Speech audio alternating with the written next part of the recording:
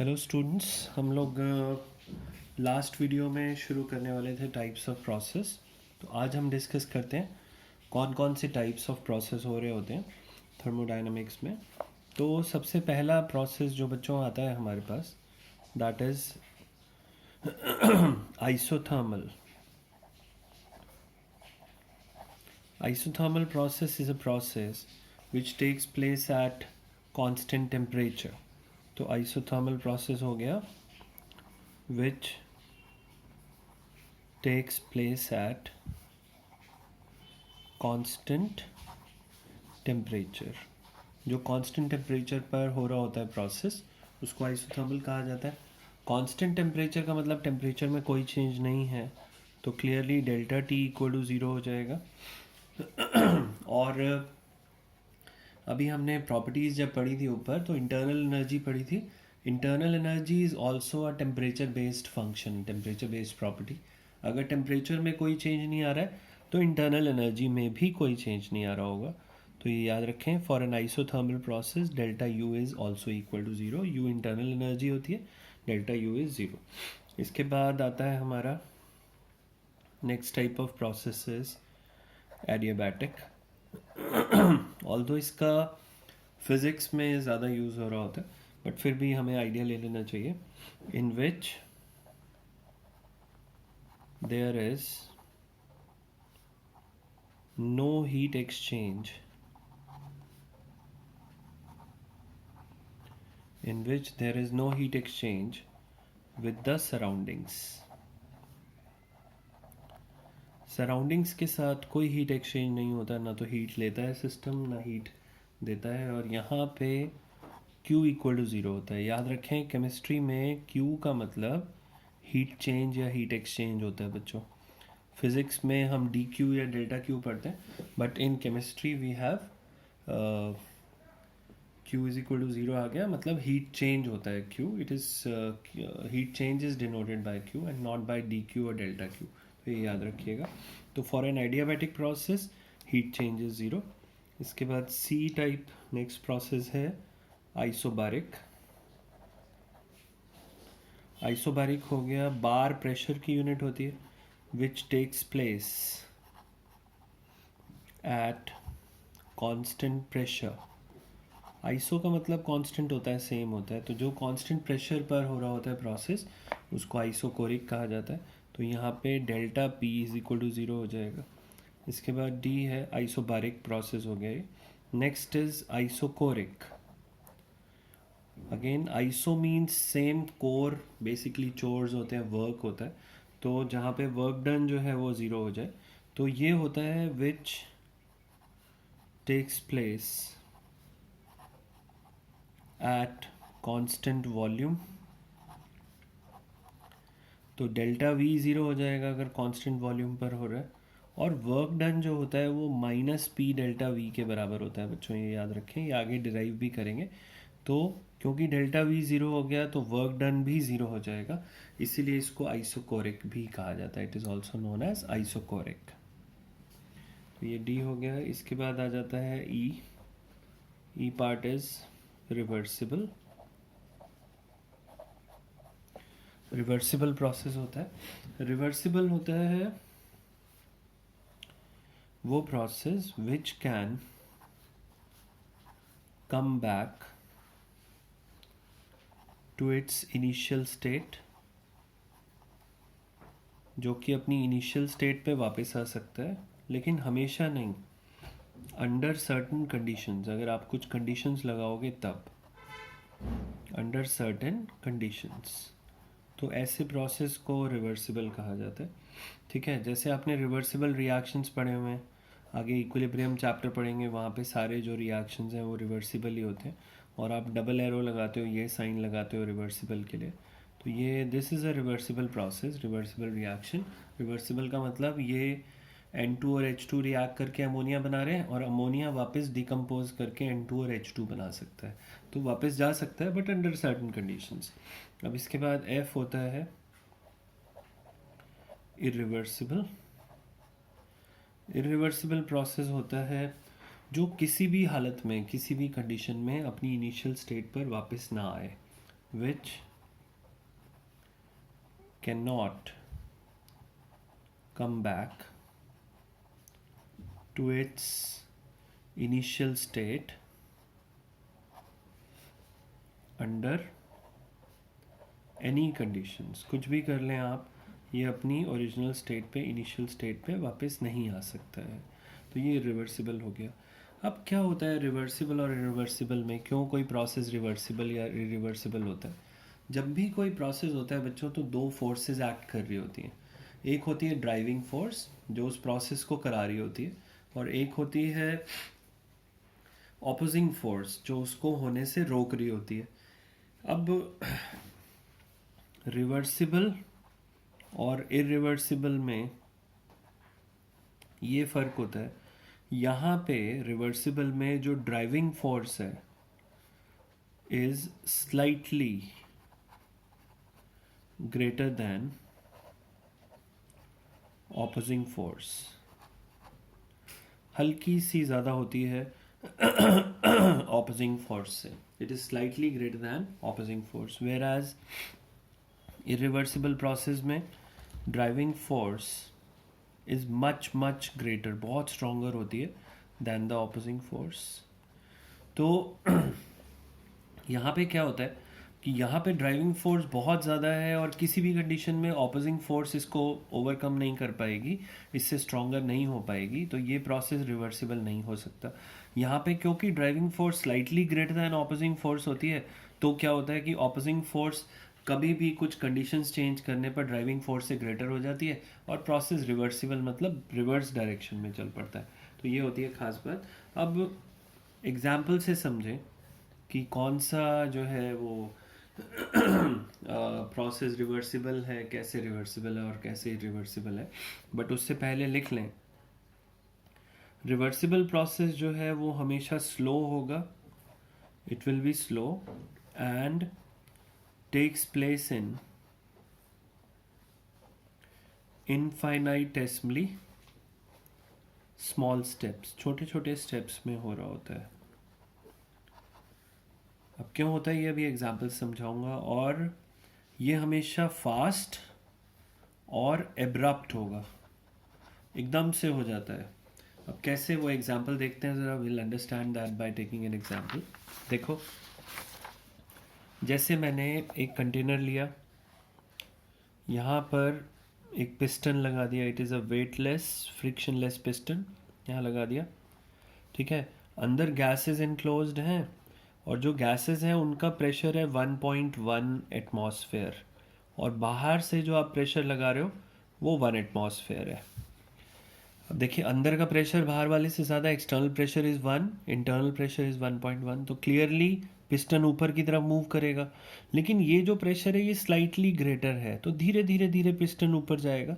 तो ये एक रिवर्सिबल प्रोसेस है। यहाँ पे आपने इसको थोड़ा सा ज़्यादा कर दिया, 1.2 कर दिया, तो वापस चल पड़ेगा, पिस्टन उल्टी डायरेक्शन में चल जाएगा। बट अगर हम ऐसा कुछ ले लें, ये हमने एक कंटेनर लिया, यहाँ पे पिस्टन लगा दिया, और अंदर जो गैसेस हैं उनका प्रेशर है 100 एटमॉस्फेयर, और बाहर से जो प्रेशर लगा हुआ है वो 1 एटमॉस्फेयर है। अब क्या होगा, अब क्लियरली ये गैसेस जो हैं वो इसको पिस्टन को उठा के बाहर फेंक देंगी। तो ये इरिवर्सिबल है, क्योंकि 100 बहुत ज़्यादा है 1 से, तो क्लियरली इसको रिवर्स करना डिफ़िकल्ट है, ऑलमोस्ट इम्पॉसिबल है, तो ये उठा के बाहर फेंक देंगी। तो ये फास्ट एंड एब्रप्ट हुआ, ये स्लो होता है और धीरे धीरे धीरे करके छोटे छोटे स्टेप्स में चल रहा होता है। तो ये रिवर्सिबल हो गया और ये इरिवर्सिबल हो गया। तो ये हमने रिवर्सिबल और इरिवर्सिबल प्रोसेस के एग्जांपल्स लिए थोड़े से। अब आगे देखें, नेक्स्ट टाइप ऑफ प्रोसेस है बच्चों साइक्लिक। साइक्लिक क्या होता है, which goes back to its initial state under all conditions। कुछ भी हो जाए ये अपनी इनिशियल स्टेट पे वापस जाता ही जाता है, that is its initial and final states are same. मतलब इसकी इनिशियल और फाइनल स्टेट्स क्या होगी, सेम होती है। तो साइक्लिक प्रोसेस वो है जो अपनी इनिशियल स्टेट पे हर हालत में चला जाए वापस, और उसकी इनिशियल और फाइनल स्टेट सेम होंगी। तो जितने भी स्टेट फंक्शंस हैं, स्टेट फंक्शंस हमने पढ़े थे पिछले लेक्चर में कि जो कि इनिशियल और फाइनल स्टेट पे डिपेंड करते हैं, उनका चेंज ज़ीरो हो जाएगा, क्योंकि स्टेट फंक्शंस इनिशियल और फाइनल स्टेट पे डिपेंड करते हैं और यहाँ पे initial and final states are same. तो in this case delta U मतलब इंटरनल एनर्जी चेंज ज़ीरो हो जाएगा, delta H enthalpy change zero हो जाएगा, डेल्टा एस एंट्रोपी चेंज भी ज़ीरो हो जाएगा, और delta G Gibbs free energy या फ्री एनर्जी चेंज कहते हैं, ये भी ज़ीरो हो जाएगा। तो ये सारे ज़ीरो हो जाते हैं फॉर अ साइक्लिक प्रोसेस। तो ये बच्चों यहाँ पे हमने टाइप्स ऑफ प्रोसेस ख़त्म कर लिए, और ये हमारा इंट्रोडक्टरी टर्म्स जो है वो ख़त्म हो जाती हैं यहाँ पे। Now we will start with the main chapter, और सबसे पहले हम बात करते हैं यहाँ पे about internal energy. Internal energy होती है यू से डिनोट किया जाता है। इंटरनल मतलब अंदर की एनर्जी हुआ, तो डेफिनेटली क्या होती है, it is defined as the sum of all the energies. It is defined as sum of all the energies. कौन कौन सी energies हो सकती हैं? For example, potential, kinetic, thermal, electrical, जितनी भी energies आपको पता है, electronic, protonic, neutronic, nuclear etcetera, जितनी भी नोन है, उन सब का जो भी बॉडी के अंदर सिस्टम के अंदर स्टोर्ड होती हैं, उन सब का जो सम होता है that is internal energy. It is defined as the sum of all the energies stored in a system, जो कि एक सिस्टम में स्टोर्ड है। अब इसकी इंटरनल एनर्जी की एब्सोल्यूट वैल्यू हम डिटर्मिन नहीं कर सकते बच्चों। क्यों नहीं कर सकते? क्योंकि इंटरनल एनर्जी जो होती है वो सारी एनर्जीज़ का सम है, ऑल द एनर्जीज़ का। लेकिन अभी कई फॉर्म्स ऑफ एनर्जी ऐसी हैं, कई टाइप ऑफ एनर्जी ऐसी हैं जिनके बारे में हमें नहीं पता है, अनएक्सप्लोर्ड है। तो याद रखें, एब्सोल्यूट वैल्यू ऑफ यू मतलब internal energy can not be determined, हम इसे पता नहीं लगा सकते, as there are still some forms of energy which are unexplored, जो हमें पता ही नहीं है जिनके बारे में। तो इसलिए हम इंटरनल एनर्जी का की एब्सोल्यूट वैल्यू डिटर्मिन नहीं कर सकते, लेकिन हम डेल्टा यू डिटर्मिन कर सकते हैं। डेल्टा यू मतलब change in internal energy. So but we can determine delta U कैसे? With the help of first law of thermodynamics. तो हम पढ़ने जा रहे हैं फर्स्ट लॉ ऑफ थर्मोडायनेमिक्स, जिसकी हेल्प से हम डेल्टा यू की वैल्यू डिटर्मिन कर सकते हैं। अब क्या होता है फर्स्ट लॉ? ये आप बहुत पहले से जानते हो, आपने छोटी क्लासेस में पढ़ा हुआ है अपनी। क्या होता है? Energy can neither be created nor be destroyed, it can be converted from one form to another. तो energy can neither be created nor be destroyed, neither be created nor be destroyed, but can be converted from one form to another. अब thermodynamics में हम बच्चों जितने भी energy changes study करते हैं, they are either in the form of heat exchange और work done. बाकी जितनी भी एनर्जी चेंजेस हो रहे होते हैं वो हम थर्मोडायनेमिक्स में कंसिडर नहीं करते हैं, only we consider heat exchange and work done. तो mathematical statement of first law is delta U is equal to Q plus W, अब Q आपको मालूम है, Q होता है हीट एक्सचेंज्ड, और W यहाँ पे होता है वर्क डन। अब ये फर्स्ट लॉ ऑफ थर्मोडायनामिक्स है, इसको डिराइव भी करेंगे, पर इसको डिराइव करने के लिए हमें साइन कन्वेंशन क्लियर होना चाहिए। तो हम बात करने जा रहे हैं साइन कन्वेंशन की। This sign convention is just reverse of what we have in physics, उसका उल्टा होता है बिल्कुल। तो केमिस्ट्री में थोड़ा सा उल्टा चलता है। क्या होता है, पहला क्या है, heat absorbed by the system. अगर कोई सिस्टम जो है वो हीट एब्जॉर्ब कर रहा है, तो हम जो सारा साइन कन्वेंशन पढ़ते हैं वो सिस्टम के रिस्पेक्ट में पढ़ते हैं। मैं एक सिस्टम हूँ, मेरे पास 10 जूल एनर्जी है, मैंने 5 joule energy, 5 joule heat absorb कर ली, तो मेरी एनर्जी हो जाएगी 15 जूल।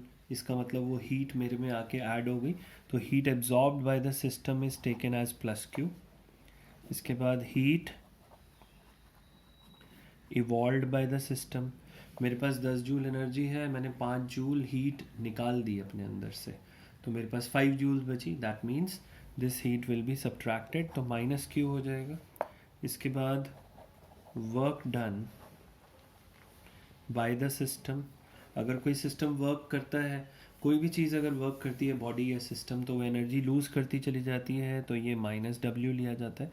और याद रखें, जब भी work done by the system होगा, it will always lead to expansion and vice versa. अगर कहीं भी एक्सपेंशन हो रहा है, तो that means it is work done by the system. Similarly work done on the system जो है वो पॉजिटिव लिया जाता है, प्लस डब्ल्यू होता है, and it always leads to contraction, volume कम हो जाएगा, यहाँ वॉल्यूम बढ़ जाता है, यहाँ वॉल्यूम कम हो जाता है, तो ये याद रखें। तो ये आपका साइन कन्वेंशन हो गया बच्चों, क्या क्या लेना होता है। अब हम डिराइव करते हैं फर्स्ट लॉ ऑफ थर्मोडायनामिक्स। तो देखें,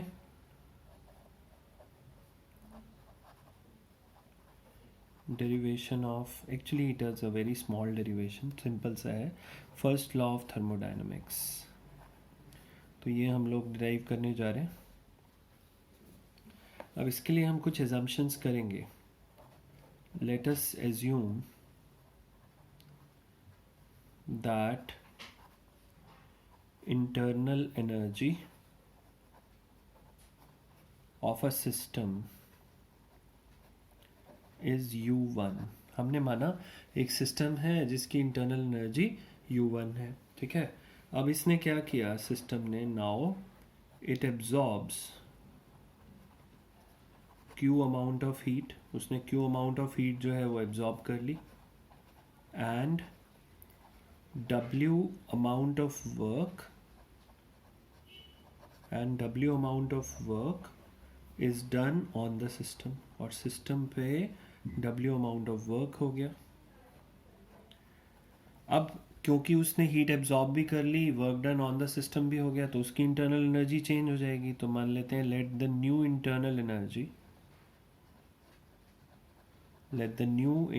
एनर्जी बी U2, ठीक है ना।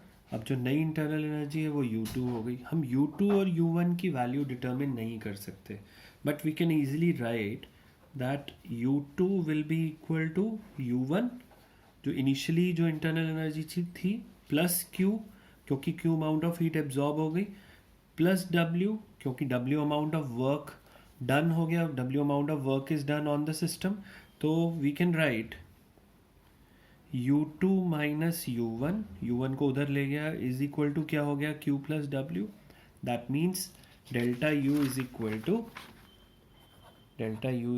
To Q plus W। U2 minus U1 will be delta U। तो ये हमने चेंज डिटरमिन कर लिया, क्योंकि Q कितना अमाउंट ऑफ हीट उसने एब्जॉर्ब किया वो भी पता लगा सकते हैं, and W what amount of work has been done on the system वो भी पता लगाया जा सकता है। That means we can determine the value of delta U। अब if a process takes place at constant volume पे जो प्रोसेस होता है आप जानते हो उसको क्या कहा जाता है, that is known as isochoric. तो अगर आइसोकोरिक प्रोसेस हो रहा है तो डेल्टा V ज़ीरो हो जाएगा और वर्क डन भी ज़ीरो हो जाएगा, तो डेल्टा यू हो जाएगा किसके बराबर, क्यू के। और हम यहाँ छोटा सा सबस्क्रिप्ट में वी लगा देते हैं। ये जो छोटा सा सबस्क्रिप्ट में वी लगा होता है दैट इज कांस्टेंट वॉल्यूम। तो delta U is equal to Q, नीचे V, that is heat exchanged at constant volume. तो अगर आप heat exchange at constant volume determine कर रहे हो तो आप बेसिकली किसकी वैल्यू निकाल रहे हो, डेल्टा यू की। और यूनिट्स आपको याद रहें कि इसके यूनिट्स होते हैं किलो जूल पर मोल, because it is an extensive property, तो पर मोल तो आएगा यूनिट में। तो एक मोल के लिए जितनी भी हीट एक्सचेंज हो रही होती है at constant volume, that is known as delta U. ठीक है बच्चों, तो इस पे क्वेश्चन करेंगे एक नेक्स्ट टर्न पे, और इसके बारे में और बात करेंगे नेक्स्ट वीडियो में। Bye bye.